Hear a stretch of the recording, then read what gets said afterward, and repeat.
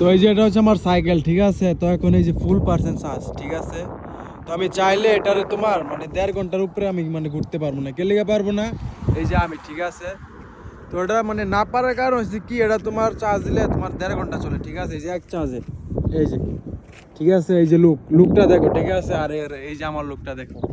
তো ওরে নিয়ে আমি তোমার মানে ঘুরতে বেরোইছি। তো 1.5 ঘন্টার বেশি ঘোরা যাবে না, কারণ ওর চার্জ তোমার খতম হয়ে যাবে। আর ওর টান হয়েছে কত জানো?